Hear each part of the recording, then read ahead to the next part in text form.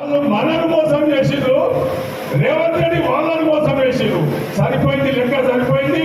ఈ జిల్లాకు వచ్చిన దరిద్రం కూడా పోయిందని చెప్పేసి కూడా ఈ సందర్భంగా చెబుతున్నా. లేదు, చాలా మిషన్స్ ఉండే. మా రోహిత్ రెడ్డి కొన్ని ఓట్లతో ఓడిపోయాడు. మేము ఓడిపోలేము. మా ఇంట ఉన్న శత్రువులు, మా ఇంట ఉన్న ఎవరైతే లంగలు దొంగలు లుచ్చాలు ఉన్నారో ఆ నా కొడుకులు ఓడగొట్టిరు తప్ప మేము ఓడిపోలేము. ఈ రోజు కూడా మాదే గెలుపు, ఈ రోజు మేమే చేసేది కూడా ఈ సందర్భంగా చెప్పుకుంటున్నాను.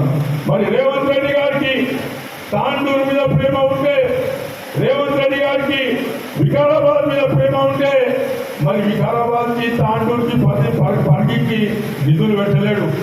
సొంత నియోజకవర్గానికి 5,000 కోట్ల రూపాయలు పెట్టుకున్న రేవంత్ రెడ్డి తాండూరుకి ఏం పెట్టినావు, వికారాబాద్కి ఏం పెట్టినావు, పరిగికి ఏం పెట్టినావు అని చెప్పేసి